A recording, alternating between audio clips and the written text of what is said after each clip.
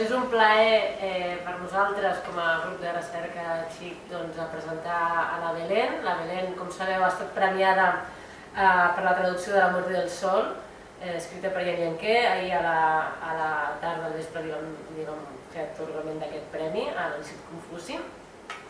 I bé, ella és traductora del xinès, sobretot, però supongo que tens una llengua bé també, no? Sí, inglés també. És llicenciada en Traducció i Interpretació de la Universitat de Granada i màster en Estudis de l'Àsia Oriental també per la Universitat de Granada.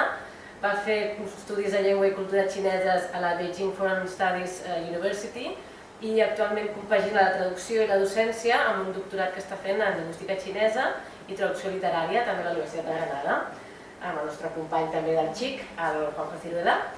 I bé, va viure 15 anys a la Xina, on va treballar en molts llocs, entre d'altres institucions a l'agència de notícies Xinhua i a l'ambaixada espanyola a Pequín. I bé, ha traduït diferents autors, entre ells Jan Llenquer, però també a Lao Tse i a la Xiu Maojin. I res més, avui ens farà una presentació en relació a la seva experiència, traduint sobretot a Jan Llenquer, i crec que durarà més o menys uns 40-45 minuts. I després tindrem un espai per fer-li preguntes, o sigui que si teniu dubtes així podeu anar apuntant i després ja quan acabi tindrem aquesta oportunitat de preguntar-li coses. I res més per part nostra, espero que aprengueu moltíssim d'aquesta lliçó magistral de la Belén i... Gràcies. Muchas gracias.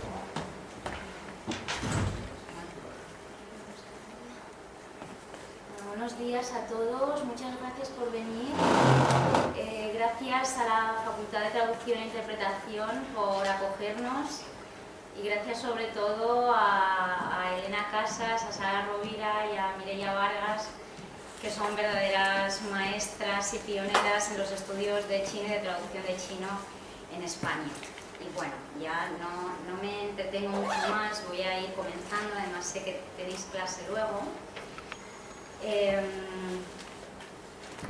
Y bueno, me gustaría comenzar con dos citas, ¿vale? La primera de Sapir nos dice que todas las lenguas difieren entre sí, pero algunas lo hacen mucho más que otras. Y esta otra de Benuti, que nos dice que la traducción es un proceso que implica la búsqueda de similitudes debido sobre todo a una confrontación continua con la diferencia. Bueno, en estas dos citas la palabra clave es diferencia, ¿verdad? Yo no estoy de acuerdo con esa cita bueno, a la que se recurre muy a menudo de que China es el polo opuesto de la experiencia humana. Y creo que a veces se incide demasiado en las diferencias, ¿no? Y de una forma muy cansina y muy machacona. Pero no podemos olvidar, y sobre todo pues, cuando nos dedicamos a la traducción, que el chino y el español son realmente lenguas muy diferentes, que nacieron en los dos extremos del gran continente eurasiático, separados por una distancia geográfica y cultural que durante gran parte de la historia de la humanidad fue prácticamente insalvable, ¿no? Entonces, bueno, podemos decir que son estrellas no opuestas, ¿no? Pero sí distantes dentro de la constelación de lenguas, y esto pues nos crea dificultades a la hora de traducir. Nos obliga también a ser a veces creativos y a tender puentes, ¿no? A buscar las similitudes dentro de la diferencia, como decía Benuti, constatando además que la traducción es posible y que la traducción literaria es posible.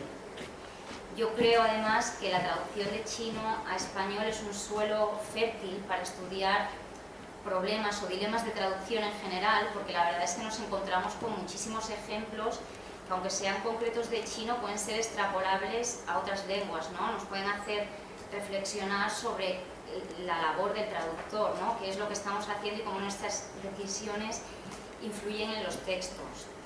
Y en este sentido, pues yo he rescatado algunos ejemplos de traducciones que he hecho de un autor chino que se llama Jan Llenquer, y las traigo algunas propuestas, ¿no? Como en su momento yo pensé que se podrían solucionar.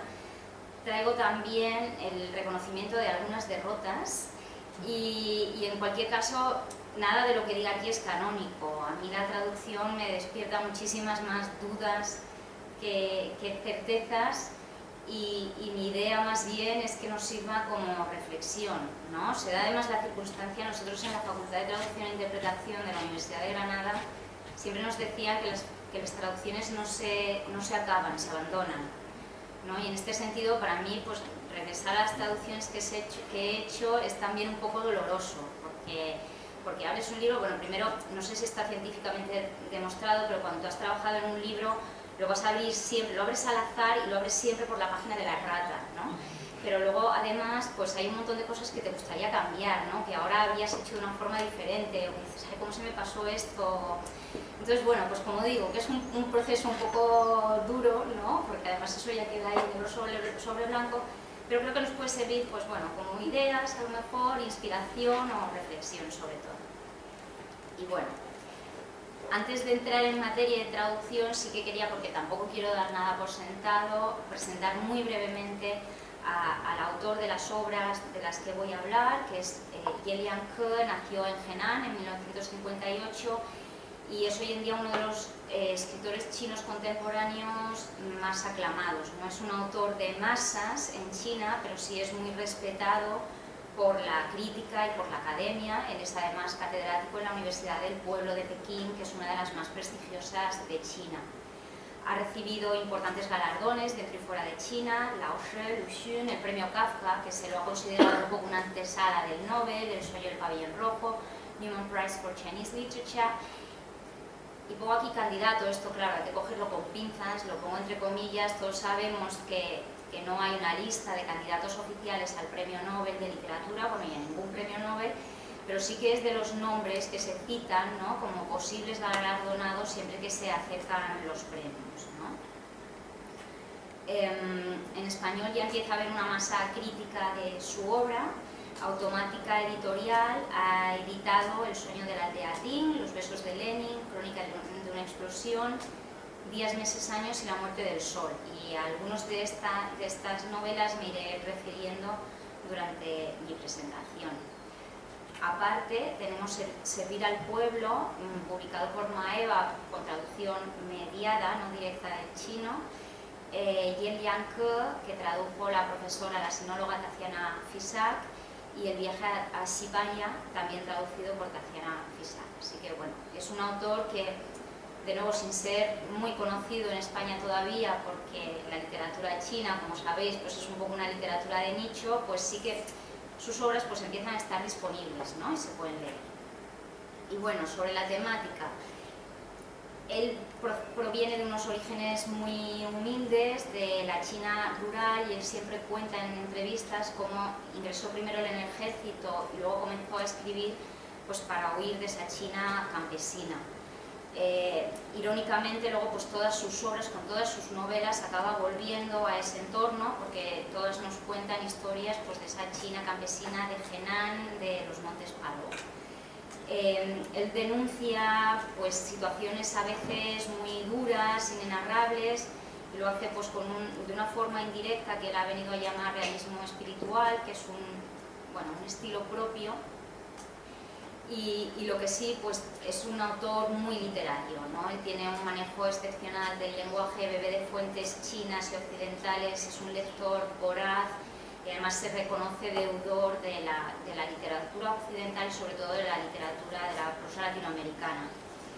Y bueno, a veces sus textos son complejos porque a veces tiene una prosa muy intrincada, muchas figuras estilísticas, sobre todo metáforas, va enlazando una metáfora con otra casi, y sinestesia, ¿vale?, que es cuando, por ejemplo, describes un sonido con colores, ¿no?, o un olor con colores. Toda esta mezcla de los sentidos él la utiliza mucho en sus novelas y recrea unas escenas muy bonitas. Y bueno, y otra cosa que lo caracteriza es que él experimenta muchísimo con todos sus textos, con el lenguaje, sobre todo también con la forma, las estructuras, y aunque hay una temática subyacente que se va repitiendo, pues estilísticamente, ¿no?, el lenguaje siempre cambia mucho, y además pues esto pues constituye un desafío para los traductores, ¿no? Y bueno, ahora ya sí que voy a entrar en materia después de esta introducción. Como decía, he extraído algunos ejemplos concretos que creo que nos pueden dar que pensar, los he dividido en tres bloques que se solapan un poco, ¿vale? Pero bueno, por ordenar un poco ideas, hablo de cuestiones lingüísticas, de cuestiones retóricas y de cuestiones culturales. Y empezamos con la lengua. Aquí cada uno tiene sus obsesiones y la mía es la lingüística. Yo sé que también las diferencias culturales crean muchas dificultades a la hora de traducir, pero para mí la lengua es una dificultad estructural de la traducción de chino a español y a veces además crea problemas que son irresolubles, ¿no? Para los que yo personalmente no he llegado a una solución clara y definitiva. De la lengua china se nos dice pues, que el sustantivo carece de género y número, que el verbo no está sujeto a conjugación, que el sujeto se omite con frecuencia, que hallamos categorías gramaticales que no existen en nuestra lengua, abunda la ambigüedad y además es un idioma muy dúctil, ¿no? Muy maleable y que se presta mucho a juegos que nos es muy difícil recrear en español a veces. Bueno, no me voy a detener en todos ellos porque no se trata de eso, ni tampoco tenemos el tiempo. Pero hablamos de los sustantivos, por ejemplo, ¿no? De la ausencia de género y número. La ausencia de género, por ejemplo, a mí me crea el problema cuando estoy traduciendo una novela. Está claro que algún protagonista o un personaje principal, de alguna forma u otra, sabe si es un hombre o una mujer, ¿no? Pero hay todo un elenco de personajes secundarios que, pues no sé, te hablan de un Fu Yuan o de la persona que está atendiendo una tienda o de un Yisheng y claro, tú tienes que decidir qué cara le pones, ¿no? Tienes que decidir si haces ese personaje un hombre o lo haces una mujer, porque el chino no te da esta información y esto pues al final puede afectar a la forma en la que se lee y se entiende un pasaje concreto o al paisanaje, ¿no? a la imagen que tú estás creando. El número en los sustantivos también a mí personalmente me da muchos problemas y he cogido aquí el ejemplo del título de una de las novelas de Yen Liang-he, que es Ting Zhuang Meng, y este Meng, sueño, ¿no? El sueño de la aldea Ting se tradujo así a todos los idiomas, pero yo sigo creyendo que se podría haber traducido como los sueños de la aldea Ting, sobre todo porque además la novela relata muchos sueños de uno de los personajes, del personaje del protagonista de la novela. Creo que además llamarlo el sueño de la aldea Ting pues nos da a entender pues que como toda esa historia es una ensoñación, ¿no? Cuando en realidad la voluntad de la novela y del autor era más bien documental y referencial. Él habla de unos hechos que ocurrieron y que ocurrieron pues casi de la forma en la que se nos cuenta, ¿no? Luego también pues, jugamos con las referencias metaliterarias, ¿no? Por ejemplo, el sueño de la aldea Ting, pues aquí siempre saca a colación el sueño en el pabellón rojo, ¿no? Entonces de ahí, singular. Yo tengo que decir que me guié mucho por lo que se había hecho en otras lenguas, o sea, no me atreví a traducir el título Los sueños de la aldea Ting, pero creo que tanto lingüísticamente como por coherencia, por lo que nos cuenta la novela, se podría haber traducido perfectamente en plural. La ausencia de marcas verbales. El chino tiene, y lo sabéis, ¿no?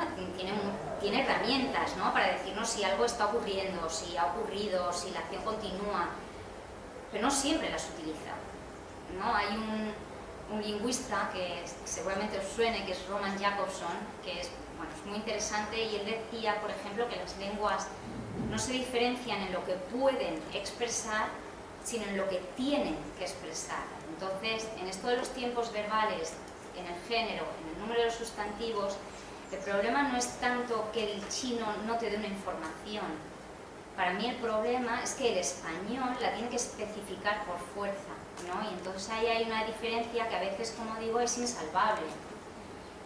Y aquí traigo tres frases que aparecen en La muerte del sol, ¿vale? Dice, Tie ren hao, niang ren hao, tie niang chue shi shi hao ren. Bueno, en las dos primeras ni siquiera tenemos verbo, ¿verdad? Es esta construcción de predicado adjetival que nos dicen los libros de texto con un sustantivo y un adjetivo. Aquí en español necesitamos un verbo, ¿verdad? Mi padre, bueno, padre, ¿no? En este caso es un personaje que lo narra es el hijo, entonces, bueno, mi padre, es buena persona, o fue buena persona, o era buena persona. Y lo mismo con mi madre, ¿no? Es buena persona, fue buena persona, era buena persona. Vale, yo sé que al final de la novela, en el momento en el que este personaje está narrando los hechos, uno de estos personajes ha muerto y el otro vive. Entonces me veo ante la tesitura de meter en la página 15 de la novela o en la página 20 de la novela un spoiler que en chino no aparece. Porque si yo soy coherente y sé que ese personaje ha muerto en el momento en el que este joven está contando la historia, pues tengo que decir, mi padre fue, o mi madre fue, ¿no? Dependiendo de quién. Luego además se nos complica más aún, porque ahora la siguiente frase es Tienia, vale, pero uno es y otro fue. ¿Vale? O sea que ahí, bueno, esto son lo que yo decía, estas son las pequeñas derrotas, ¿no? O estos problemas que a mí personalmente me parecen irresolubles.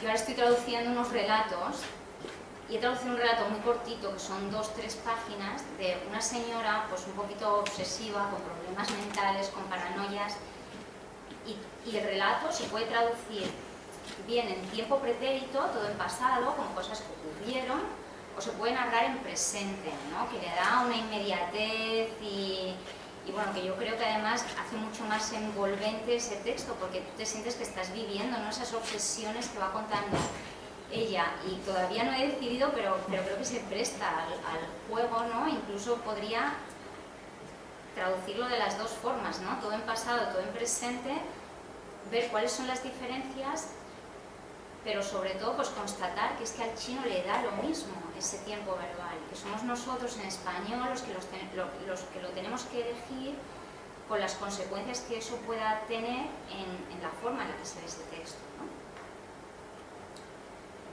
Otro ejemplo también en este caso de veros, que ya no me entretengo mucho porque viene a ser lo mismo, pero Ting Zhuang, Zuolo Zai Malunan, la aldea Ting se encuentra o se encontraba al sur de la carretera, pues lo mismo, si yo sé que la aldea Ting acaba destruida al final de la novela, pues ya no puedo decir se encuentra, tengo que decir se encontraba. De nuevo, estamos ahí introduciendo una información que nos desvela un poquito el final, ¿no? Que el lector avezado pues va a ver ahí una información que luego se constatará, ¿no?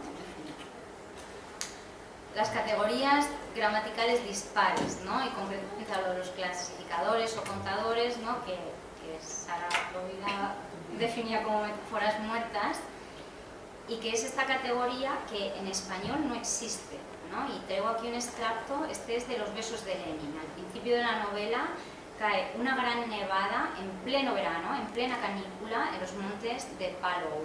Y el autor recrea la escena, ¿no? De cómo esa nevada de verano se diferencia mucho de las nevadas invernales. Dice pues, que claro, con los árboles llenos de hojas, pues se ve ahí un bloque grande de nieve, ¿no? Como un paraguas, como una sombrilla. Y sin embargo, en invierno, ¿verdad? Y dice este con este contador, el tiao, ¿verdad? Para cosas alargadas, finas, bueno, también para perros, pero en este caso cosas alargadas y finas. Y nos está dibujando una imagen, ¿no? Cuando nos dice y tiao. Claro, en español no tenemos ese mismo recurso. Yo en este caso, y repito, que no tiene por qué ser una solución canónica, ¿no? Pero bueno, pues intenté recrear esa misma imagen pues con las herramientas que sí me da el español. Y en este caso hablé pues con las nevadas invernales. Ese blanco se extendía en forma de tentáculos que trepaban por las ramas, ¿no? Para, bueno, que quedara clara como esa imagen diferente entre la nieve en un árbol con hojas y la nieve en un árbol deshojado. Sabemos que el clasificador de Lien, de cara es Chang, ¿verdad? Bueno, pues, y esto tengo que decir que no sé si es intencionado, ¿vale? Pero hay un subtexto ahí. En La muerte del sol vemos muchas metáforas en las que el autor nos compara la cara o la expresión o el color del rostro con cosas que también utiliza ese Chang con contador, ¿no? Digo, no sé si es intencionado, pero da que pensar, ¿no? Entonces pues te dice que la cara es como un papel viejo, como un periódico viejo, como un un papel amarillento, como el tablero de una mesa, ¿no? Pues ahí también tenemos ese chanfle que, bueno, pues llama la atención.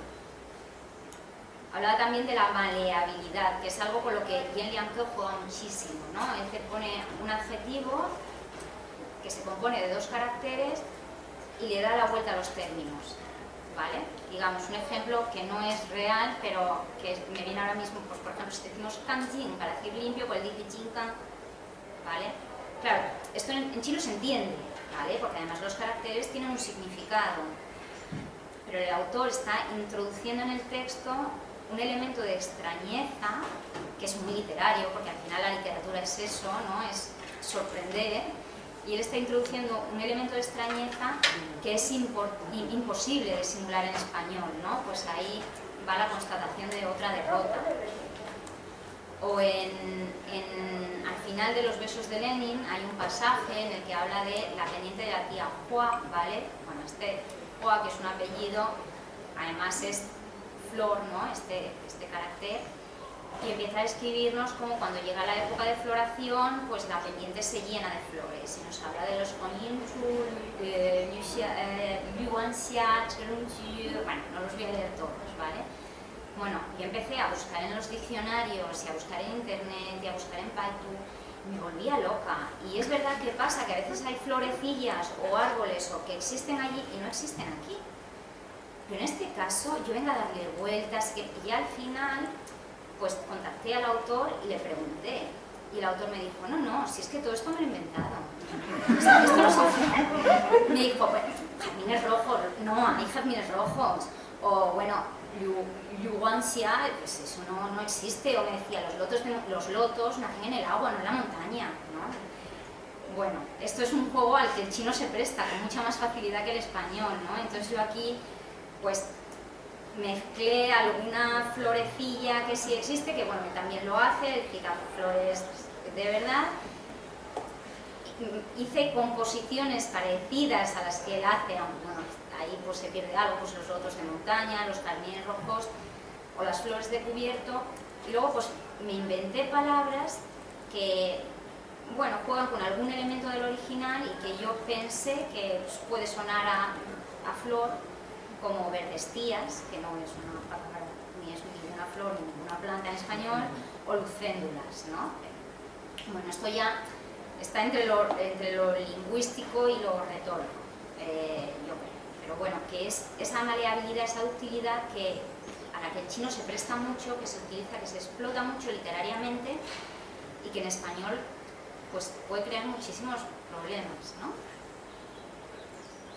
Y bueno, y con esto pues ya saltamos a la parte un poquito más de retórica. Y aquí me quería detener en otro que esto no es tan general del chino, sino quizá más específico de la obra de Yen Liang Ke, que es que él introduce muchísimos términos dialectales en sus novelas, y muchas expresiones pues, propias de las montañas de Henan en las que él se ha criado. Y esto se hace especialmente patente en Los besos de Lenin, una de sus novelas que bueno, tal vez alguien haya leído, no sé, pero bueno, él lo que hace, aparte de meter estos términos, es que va poniendo notas a final de capítulo en las cuales explica el significado de ese texto y lo va desarrollando, pues, bueno, de una forma novelada, ¿no? Te va dando pues como un trasfondo novelado de la escena que te acaba de narrar. Y bueno, claro, una cuestión interesante, ¿no? Que es lo que venía también diciendo, es que estos términos dialectales o algunos inventados a un lector chino le pueden sonar, ¿no? Porque al final los caracteres sueltos tienen un significado. Pero claro, tienes que introducir ese elemento de extrañeza en el texto. Yo no podía traducir por el significado que el autor me explica en la nota, porque entonces no se justifica una nota, ¿verdad? Y bueno, aquí se suma la dificultad de trasladar dialectos en lengua española, cuando en otros, y esto ya he hablado en otra ocasión, no me voy a extender mucho, pero en otras tradiciones traductológicas sí que se acostumbra a traducir dialecto por dialecto, ¿no? Esto pasa en Francia y creo que pasa en Alemania también. Pero en español es raro, ¿no? Hacer que los habitantes de Palou te hablen en andaluz, o en extremeño, o en aragonés. japonés, pues no. Entonces, ¿qué pasa? Que yo cogí estos términos, ¿no?, que tenían que introducir un elemento de extrañeza en el texto para justificar una nota final que te diga lo que eso significa, y opté por inventarme palabras que morfémicamente recordaran a algo también en español, como ocurre en chino, bueno, algunas con más acierto que otras a lo mejor, pero bueno, él dice chutier, ¿no?, y esto te explica que quiere decir tifón, pues lo tradujo como terráneo. Tangjian, zhongxian, centria, ¿no?, buscando raíces que suenan un poco latinas, ¿no? Jiaoti, que es timien, suelo, pues pedestro, o douhan, que es pues como una, pensamientos o ideas o testácil, en fin. Bueno, esto la verdad es que fue un desafío importante porque te obliga a tirar de creatividad cuando yo tampoco soy una persona especialmente creativa, pero es que era fundamental y central en la novela, ¿no? Entonces había que recrearlo de alguna forma. Otra dificultad de la que la profesora Elena Casa sabe mucho, pues las onomatopeyas, ¿no?, que es ese recurso que está presente en todas las lenguas, pero que en chino son muy habituales y que además tienen un registro más amplio. Las onomatopeyas en español es común encontrarlas a lo mejor en un cuento de niños, ¿no?, pero es que en chino se utilizan en alta literatura y se utilizan muchísimo. Y por ejemplo en La muerte del sol, una de las novelas de Yen Lianke, se utiliza mucho y además, bueno, pues le da como mucha musicalidad a un texto que ya de por sí pues tiene como un ritmo muy musical y una cadencia muy concreta. Y bueno, traigo aquí algunos ejemplos, no voy a leer la parrafada en chino, ¿no?, pero aquí por ejemplo hablan de zhilasheng, que además nos lo repiten, ¿no?, en el párrafo, que es otro de los problemas y no dificultades del chino, que reitera muchísimo más que en español. En español la repetición está un poquito más penada, ¿no? Entonces, bueno, en el primer zhilasheng yo lo traduje como sonido rasgado, y luego cuando se repite, ¿no?, nos dice pues que se parece, nos dice el texto, cuando se arrastra una pala por una carretera, pues lo traduje como bueno, que producía dentera, de unos golpecitos la sacudí, y bueno, y al final pues te escribe la banda de frecuencias de una radio, en chino dice ti, ti, ti, de yin, pues bueno, yo lo dejé como pi, pi, ¿no?, porque me parecía un poquito más intuitivo en español. Luego otra cosa que podemos hacer, y en esto el español sí que nos da algunos recursos más, es traducirlo por palabras, verbos, sustantivos, a veces adjetivos, que sin ser una onomatopeya nos evocan un sonido, ¿no? En este habla de un sonido metálico que en chino escribe como tz, tz, tz, que es una onomatopeya clarísima, y yo, bueno, pues como hablaba de una mecha, pues lo traduje por chasquidos directamente. No es una onomatopeya, pero bueno, sí que nos evoca cierta sonoridad, ¿no? O luego que habla del kipashong, del fuego, ¿no? Pues el crepitar violento del fuego. En este caso, bueno, se omitió lo de Chongqian porque ya se mencionaba en la frase anterior, ¿no?, que para no repetir, ¿no?, esto que nos...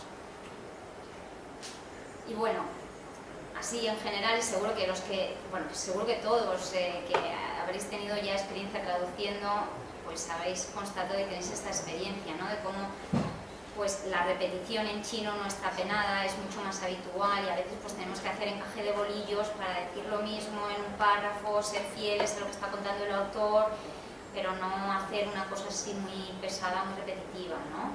Los chengyu, ¿no?, que son tan bonitos, que es como un idioma dentro del idioma, que nos hablan de textos antiguos, de historias, que además se utilizan en un registro culto, ¿no?, que nos diferencia mucho de nuestros proverbios o nuestros refranes, que tienden a ser más populares, o la puntuación, ¿no?, que también nos obliga, como digo, pues a hacer encaje de bolillos o a trastocar muchísimo los textos, porque bueno, se puntúa de una forma muy diferente en español y en chino.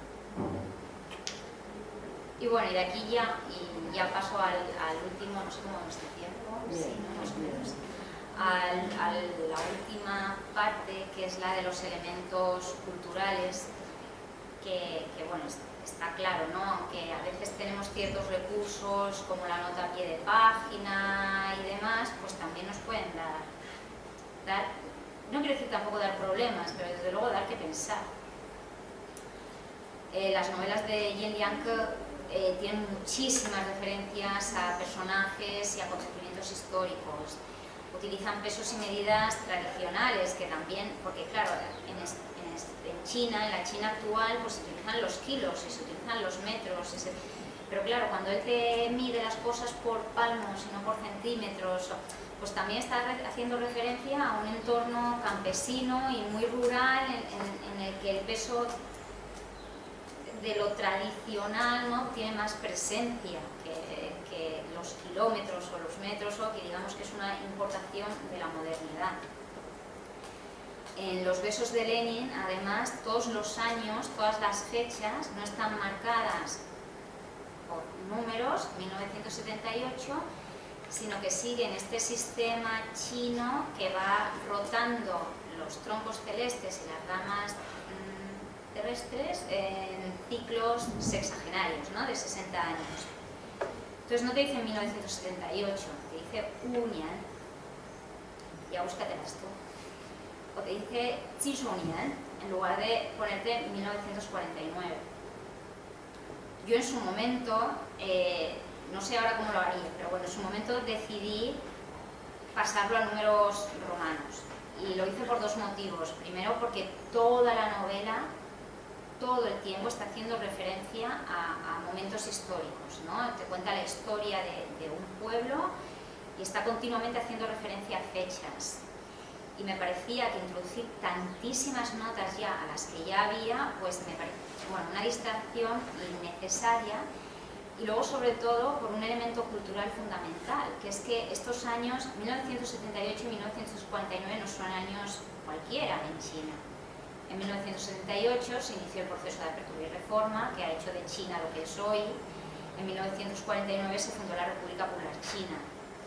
El texto hace referencia a acontecimientos históricos concretos que el lector chino va a identificar rápidamente. Cuando se habla de apertura y reforma, el lector chino sabe que estamos hablando de finales de los 70. Un lector español no. Entonces, pues también me parecía importante como dar esta facilidad en la comprensión de los elementos históricos.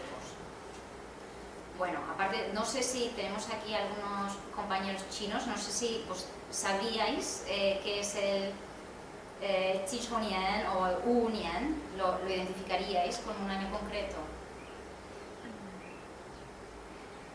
Un poco difícil. Un poco difícil, ahora vale, no, gracias. no los...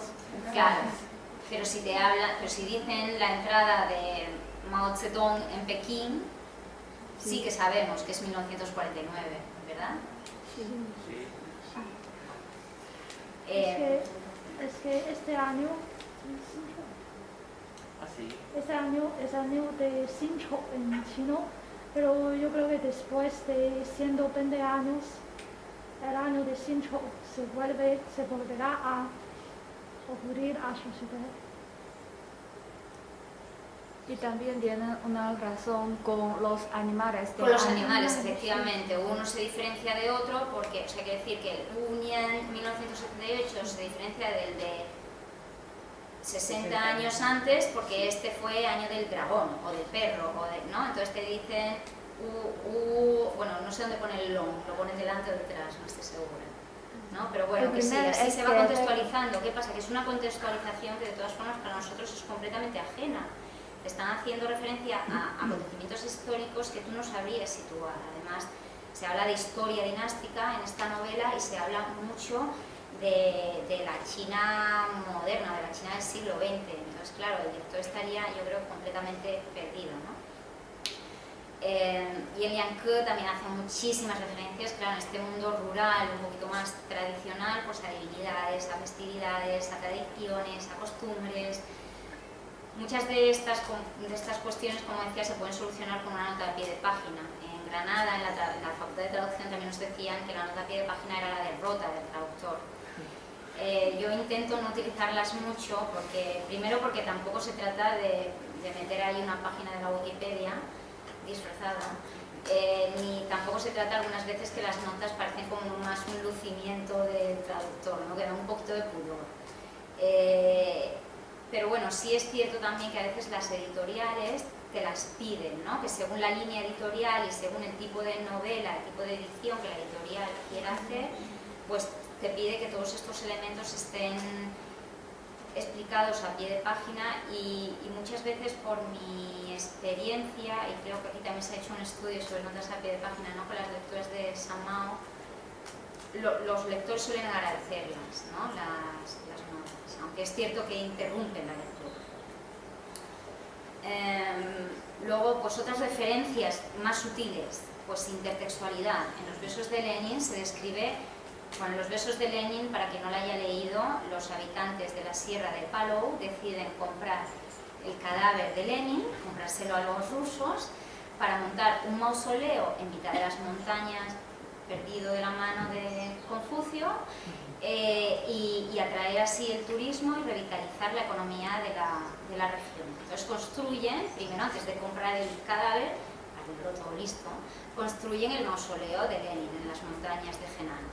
Y cuando te pones a leer la descripción del mausoleo, no solo te das cuenta de que la descripción es exacta al mausoleo de Mao Zedong en la plaza de Tiananmen, sino que además te lo hace pues con ese mismo estilo que encontramos en todos los lugares turísticos chinos. ¿Alguien está en China haciendo turismo de viaje? Los compañeros chinos sí, supongo. Tú vas a la Ciudad Prohibida y te dicen, la Ciudad Prohibida se terminó de construir en tal año.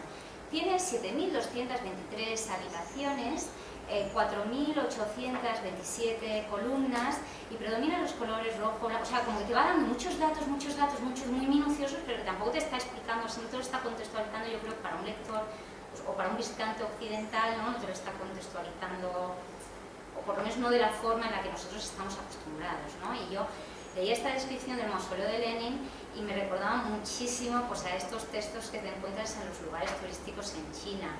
Claro, yo creo que esto, pues quien no haya visto estos sitios o no haya leído estas descripciones, pues no acaba de ver esa intertextualidad y esa comicidad, ¿no? Que tiene, a lo mejor pues un lector español lo lee y dice, oh, qué pesadez, ¿no? Yo lo leí, es que se me escapaban carcajadas, de verdad, porque me hacía mucha gracia como, bueno, lo que había hecho y el llanto que hay en ese pasaje.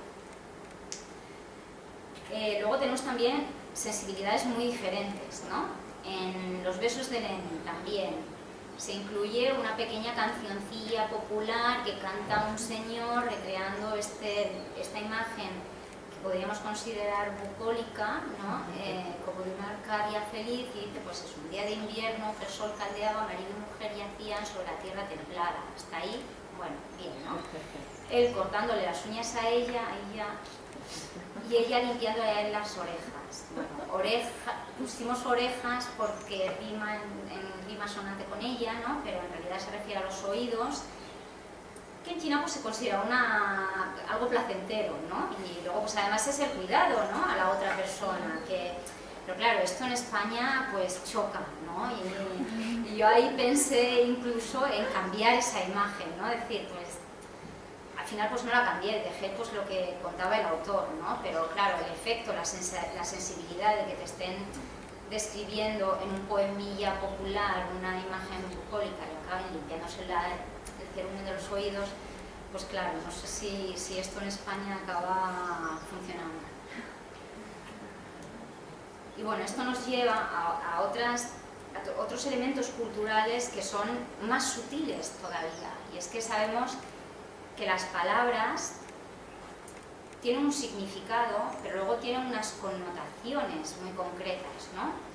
Y aquí traigo un pasaje concreto, en este caso de Crónica de una explosión, para contextualizarlo un poquito más. Nos habla de unas elecciones en un pueblo, ¿vale? El alcalde se ha presentado, que es el personaje principal de la novela, y se ha presentado una señora que va un poco pues, a quitarle el pastel, ¿vale? Terminan las votaciones y dice, sacó un cigarrillo, se refiere al alcalde, y observó a lo lejos mientras fumaba cómo iba votando la gente de forma ordenada. El pueblo, los ciudadanos, los vecinos. Vio a una urraca acercarse graznando a la rama del árbol que tenía al lado y emprender de nuevo el vuelo justo antes de posarse para finalmente detenerse a descansar sobre el árbol que Chu Ying, la señora, tenía sobre su cabeza, desde el que cantó largo rato antes de salir volando de nuevo. Vale, pues aquí he resaltado la palabra urraca. En principio tendría que ser una traducción fácil.